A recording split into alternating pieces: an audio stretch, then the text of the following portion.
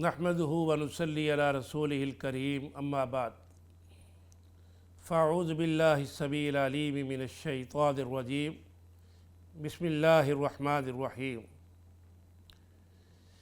وَلَنَبْلُوَنَّكُمْ بِشَيْءٍ مِّنَ الْخَوْفِ وَالْجُوعِ وَنَقْصٍ مِّنَ الْأَمْوَالِ وَالْأَنفُسِ وَالثَّمَرَاتِ وَبَشِّرِ الصَّابِرِينَ۔ سامعین محترم، آج کا ہمارا موضوع ہے صبر، مشکلات میں ہمت سے کام لینا۔ صبر کا لغوی معنی ہے اپنے آپ کو روک لینا۔ کس چیز سے روک لینا؟ ہر اس چیز سے روک لینا جو گناہ ہے۔ نبی صلی اللہ علیہ وسلم نے گناہوں کو چھوڑ دینے کا حکم دیا ہے۔ قرآن مجید میں بھی ہے وَذَرُوا ظَاهِرَ الْإِثْمِ وَبَاطِنَهُ۔ ظاہری گناہ جو ہیں ان کو بھی چھوڑ دو، باطنی گناہ جو ہیں ان کو بھی چھوڑ دو۔ تو صبر کا لغوی معنی ہے گناہ کے کاموں کو چھوڑ دینا۔ ہمیں کن کن معاملات کے اندر صبر کرنا چاہیے؟ ہمیں اگر کسی موقع پر گناہ کے کرنے کا کوئی موقع میسر آ گیا ہے، گناہ کے مواقع موجود ہیں، تو مواقع ہونے کے باوجود اللہ سے ڈرتے ہوئے اس گناہ کو چھوڑ کر صبر کرنا،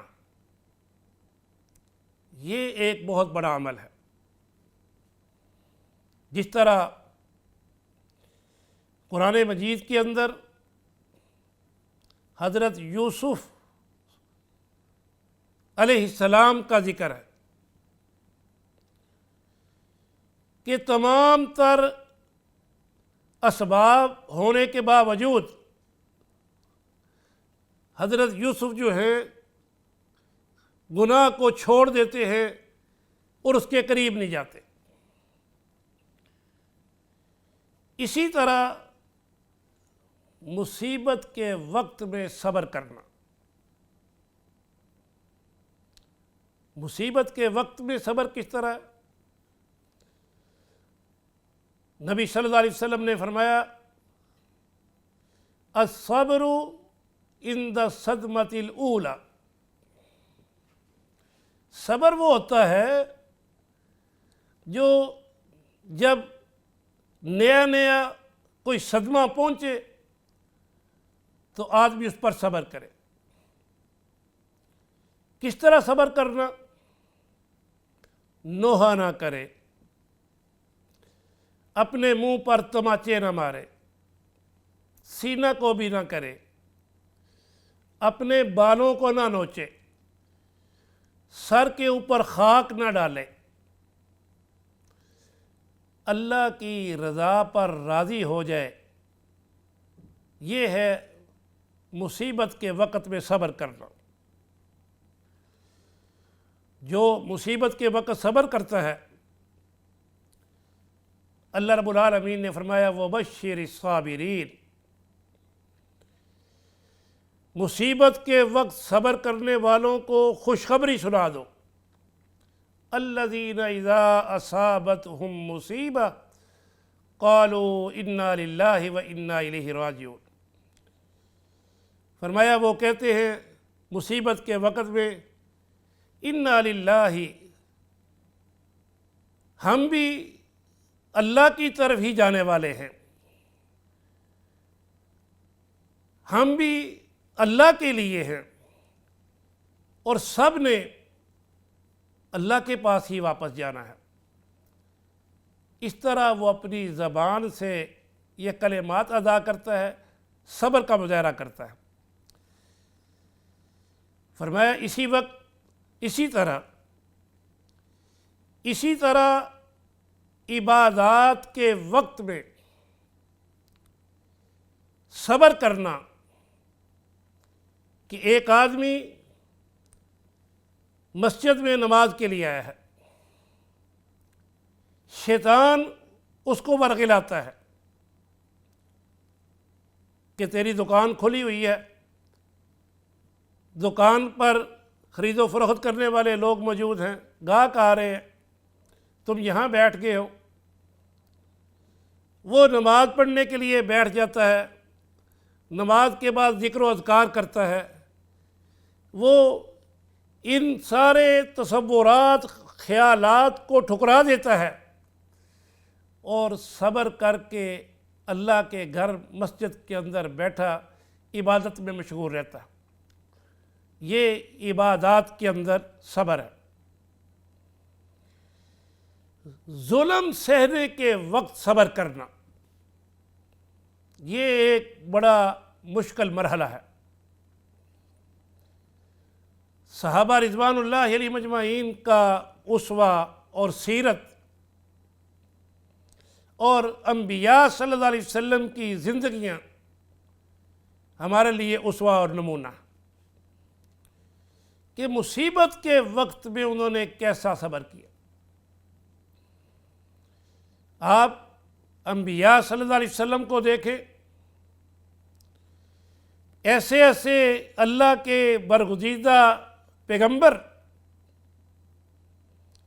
کہ ان کے سر پر آرا رکھ کر ان کے 2 ٹکڑے کر دیے گئے، لیکن اس سب ظلم کے باوجود صبر کا دامن انہوں نے ہاتھ سے نہیں چھوڑا۔ صحابہ رضوان اللہ علیہ مجمعین کس کس کا ذکر کرے؟ آل یاسر کا ذکر کرے یا حضرت بلال کا ذکر کرے یا دیگر اصحاب رسول صلی اللہ علیہ وسلم کا ذکر کرے، جنہوں نے دنیا کی خاطر نہیں، صرف اللہ کی توحید کے خاطر جو ان پر ظلم کیے گئے، اللہ کی توحید کی خاطر انہوں نے اس پر صبر کیا۔ یہ ایک آدمی تصور تو کر سکتا ہے، لیکن عملاً یہ آج کے دور میں شاید ہی کوئی اللہ کا بندہ ہو جو ان حالات میں بھی دین پر استقامت کا مظاہرہ کرے۔ کس طرح کہ وہ لوگ کوئلوں کا بستر بچھا کر صحابہ رضوان اللہ علیہ مجمعین کو اس کے اوپر لٹا دیتے تھے۔ ہم تو چند لمحات کے لیے بھی کوئلہ کوئی اپنے ہاتھ پر نہیں رکھ سکتے، وہ آگ جلا کے، کوئلے جلا کے، بستر بنا کے اس کے اوپر لٹا دیتے۔ حضرت بلال رضی اللہ تعالیٰ عنہ کو تپتی ہوئی ریت پر لٹا کر ان کے اوپر کھڑے ہو جاتے اور یہ کہتے کہ تم یہ توحید چھوڑ دو، لیکن وہ احد احد کا ترانہ گاتے رہتے۔ صحابہ رضوان اللہ علیہ مجمعین کی زندگیاں اس ظلم کے اوپر صبر کرنے میں ایک آئیڈیل اہمیت رکھتی ہے۔ اسی طرح تقدیر کے معاملے میں صبر کرنا۔ تقدیر کے معاملے میں صبر کیا ہے کہ اللہ نے جو کسی کے مقدر میں لکھ دیا ہے وہ تھوڑا ہے یا زیادہ ہے؟ وہ کہتا ہے جو میرے مقدر میں ہے اللہ رب العالمین نے وہ مجھے عطا کر دیا. وہ تھوڑے کے اوپر قناعت کر لیتا ہے، صبر کر لیتا ہے. اللہ کے سامنے شکوے شکایت نہیں کرتا، اس طرح صبر کا مظاہرہ کرتا ہے. پھر بڑا ہی اہم معاملہ،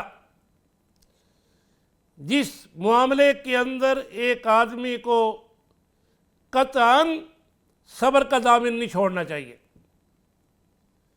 وہ ہے غصے کی حالت. یہ ایک ایسی چیز ہے، ایک آدمی نبی صلی اللہ علیہ وسلم کے پاس آیا، آ کر کہنے لگا اللہ کے رسول صلی اللہ علیہ وسلم آپ مجھے کوئی نصیحت کیجیے. آپ صلی اللہ علیہ وسلم نے فرمایا لا تغضب، تم غصہ نہ کیا کرو. نبی صلی اللہ علیہ وسلم سے وہ کہنے لگا اللہ کے رسول کوئی اور؟ آپ نے پھر فرمایا لا تغضب، فردد ذلك 3 مرات. نبی صلی اللہ علیہ وسلم نے یہ کلمات 3 بار دہرائے، لا تغضب لا تغضب لا تغضب، غصے میں نہ آنا. غصے میں جب آدمی آتا ہے، غصے کی حالت میں کیے گئے کام بعض اوقات زندگی کا پچھتاوا بن جاتے ہیں. عموماً ہمارے معاشرے میں ہے، میاں بیوی کے درمیان جھگڑا ہوتا ہے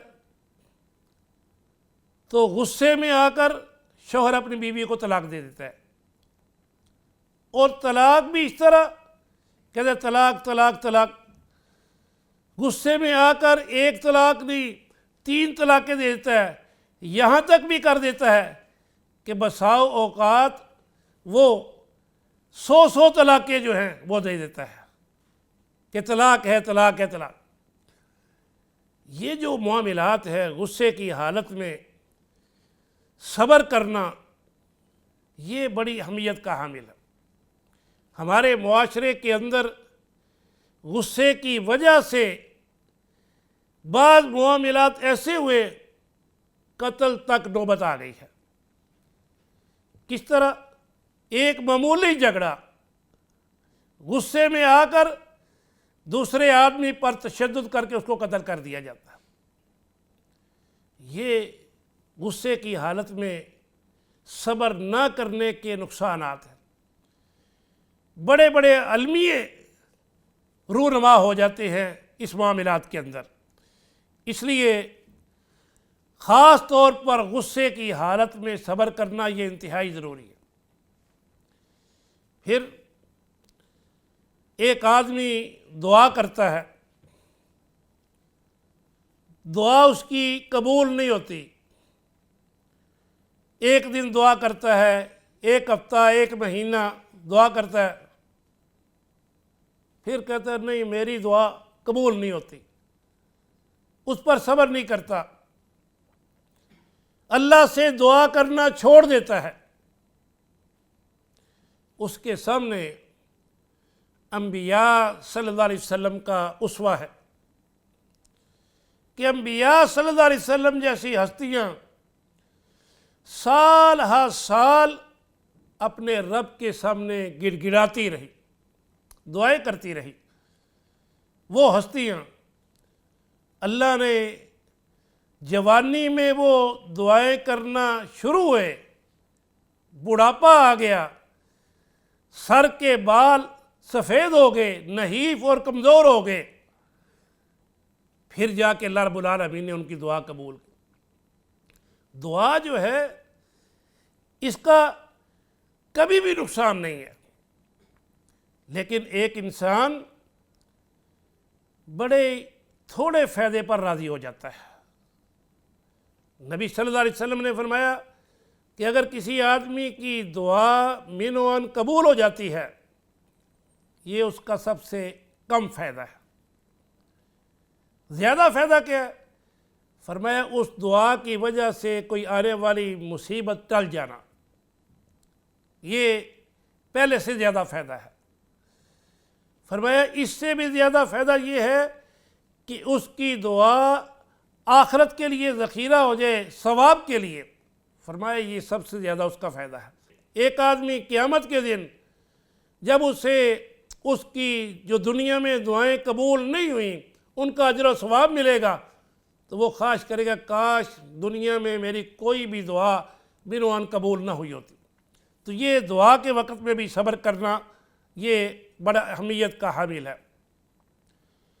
دوسرے آدمی کی غلطی کو دیکھ کر صبر کرنا یہ بھی ایک انتہائی معاملہ ہے، خصوصاً ماتحت افراد جو ہیں، ملازمین جو ہیں، ان سے اگر کوئی غلطی ہو جاتی ہے تو اس پر صبر کرنا یہ بڑی اہمیت کا حامل ہے۔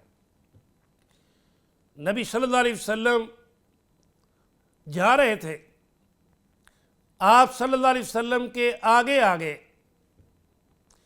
ایک شخص جا رہا تھا اور وہ اپنے غلام کو مار رہا تھا۔ نبی صلی اللہ علیہ وسلم نے جب دیکھا کہ یہ اپنے غلام کو مار رہا ہے، آپ صلی اللہ علیہ وسلم نے آواز دی، اس آدمی کو بلا کر کہا کہ یہ تیرا غلام ہے، تو اس پر قدرت رکھتا ہے، تو اس کو مار رہا ہے، یاد رکھ قیامت کے دن تیری اس مار کا حساب ہوگا۔ اگر تو تیری سزا اور اس کا جرم برابر برابر ہو گئے پھر تو تیری نجات ہو سکتی ہے، یاد رکھ اگر اس کا جرم کم ہوا، تیری سزا زیادہ ہوئی تو تجھے اس چیز کی سزا دی جائے گی۔ وہ اصحاب رسول صلی اللہ علیہ وسلم بڑے رتبے والے، بڑے مقام والے، آپ صلی اللہ علیہ وسلم کی بات کو سمجھنے والے، وہ سمجھ گئے، انہوں نے اسی وقت اپنے غلام کو آزاد کر دیا کہ اللہ کے رسول میں اس غلام کو آزاد کرتا ہوں۔ تو اس لیے کسی کی غلطی دیکھ کر اس پر صبر کرنا یہ بھی بڑی اہمیت کے حامل ہے۔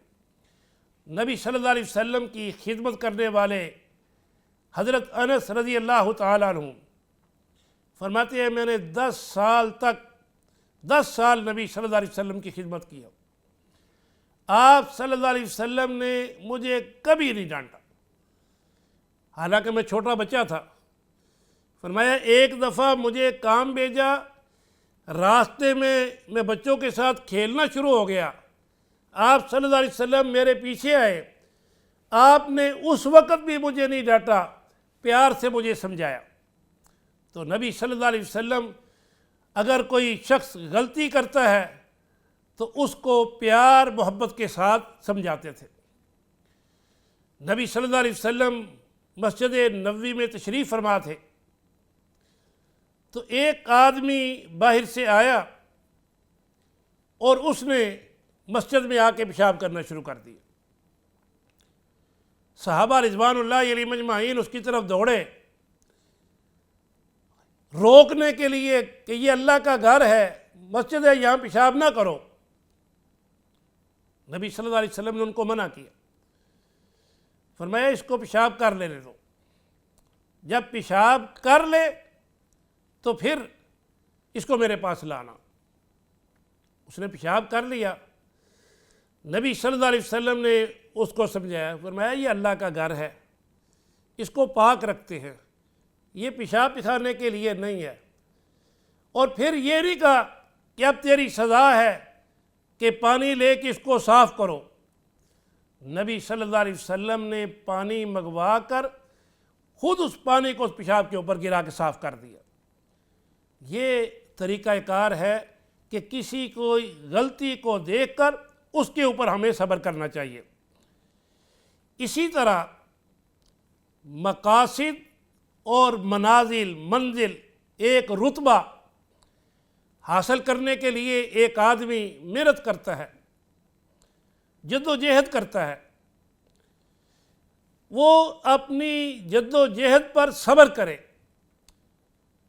اپنے مشن پر محنت جاری رکھے۔ جب وہ اپنے کام پر دل جمی سے لگا رہے گا، محنت کرتا رہے گا، اس معاملے میں جو مشکلات آتی ہیں اس پر صبر کرتا رہے گا، ایک دن وہ اس منزل کو پا لے گا۔ جس طرح شاعر نے کہا ہے وابستہ رہے شجر سے امید بہار رکھ، تو اپنے مشن میں لگا رہے، بہار کی امید رکھ۔ یہ وہ اہم معاملات ہیں جن معاملات کے اندر آدمی کو صبر کرنا چاہیے۔